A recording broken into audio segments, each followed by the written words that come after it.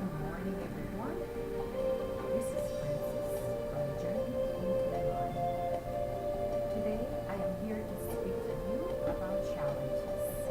Yes, I wrote about challenges in my book, The Journey into the Mind, in regards to the fact that I once traveled to Hawaii and I was standing on a 10-feet cliff or peak of a mountain. And there were a group of people jumping in the water, jumping in the water, jumping in the water. And I was sitting by the beach with a friend, just observing how people will jump in, jump kids, and it was fun. It was fun watching them. I made an observation to see this lady who wanted to jump, but was so afraid. She was so frightened that she kept trying the same method of going to the edge and going back for 20 minutes. When I look at her do this, I said, either jump or get away. Move on if you don't want to do it. See, this is how things work in life as well. So what I do myself is I challenge myself to go at the tip and I jump. I said to my friend, I'm not a very good swimmer. Keep an eye on me just in case something happened, and I jumped. Well, something happened. I kind of injured my little pinky. I pulled it as I was jumping from the mountain and it turned purple. The rest is history, but I did it. I wasn't trying to show her that you can do it, but the fact that she kept procrastinating to try to do it was so difficult to watch. How do we put ourselves in a position where we want to do something but we keep moving back instead of moving forward, and we're right at the edge and then we move back again? See, this happens when you do what Einstein said, the definition of craziness, which is to keep trying the same thing over and over again and obtaining the same result every time you try. That is called craziness. So, in essence, what is a challenge? A challenge is something that we determine to do and we overcome regardless of the adversity. Nonetheless, if you are facing a challenge and you are having the same repeated actions after that challenge over and over again, it is time to move on. It is time to try something new. It is time to join another group. It is time to do something different to obtain a different result. I learned this the hard way. You see, when I was trying to publish my memoir, which is still pending for some universal reason which I'm not fighting, I learned the hard way that I, the lioness, I wanted to fight this publishing company to try to make them do what I wanted. I wanted my memoir published. It never dawned on me that perhaps there was a reason why I kept facing the same results over and over and over again. See, sometimes we have to learn to let go. And regardless of how much we desire to do certain things, there is a reason why things happen the way they happen. What we don't understand in that moment, that we are so encapsulated with our thoughts and our need and our desire to do things the way we want, is that perhaps things can turn out to be better after all. So for 3 years, I was fighting this publishing company until I had a nice section with my coach, and she asked me, what would it take to let it go? Look at the pros and the cons. What is beneficial about this, that you are hanging on to dear life with a pride that says, I must conquer this. This has to be done.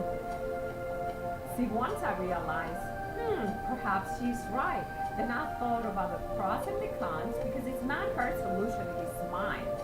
What are the benefits of me considering the fact that if I let it go, perhaps there is something good behind that? So once I did that, I realized I needed to learn to let go sometimes of the challenges I face, because there are no mistakes. And when we reach our path in our journey in life, one step at a time, although along the way we experience different facets of that very nature we are challenging ourselves. Challenge, certainty. How do we know to let go of challenges? When you get that feeling inside that you are fighting something that is not moving at the speed of the universe, see, the moon shines at night when it's full. The sun rises in the morning and it sets in the evening. When it rains, where clouds are in the skies, they are. When the stars are shining, they are. So every process in the universe happens at a very smooth and perfect, harmonious nature. So shall be everything that we face in life. So for me, I have learned if I am encountering a difficulty with a certain issue or a challenge that I'm facing, it isn't the fact that I don't have sufficient confidence to keep continuing to try to face that challenge. Rather, it is the fact that if I let go of that which is producing me the same result, perhaps I will learn something of great value, and there may be something like a lovely treasure at the end of the tunnel or the rainbow, either one. So I can say with certainty today that when I'm facing something and it becomes inconvenient, it's not flowing like the universe wanted to flow, I let it go. I recently learned something from a scientific point of definition in physics, that when light penetrates to certain areas in the universe that are considered to have a vacuum or hidden dimensions, that even light loses its energy. You see, my friends, we are nothing but pure energy. And when you, as an individual, concentrate and focus your energy into something that has nothing in it, that is precisely what you're going to get back. I refuse to allow circumstances that are not helping me move forward to let me sit there, get stuck, and not have a good, productive result. I will move on.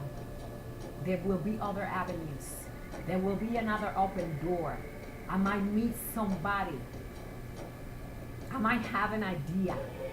Something will surface, because you see, I am part of this grandeur universe. I am a light inside of me.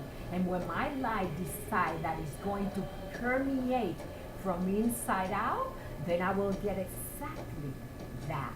Meanwhile, if I continue to allow myself to get under those hidden dimensions of life in this world in which we live, that is precisely what I will find myself. And I don't want to get there. I will not allow myself to be thrown into those circumstances and get involved into the negative energy that is not conducive to my projection and visualization of that which I'm seeking for to enhance, to move forward, and to make better. Life is not a mystery.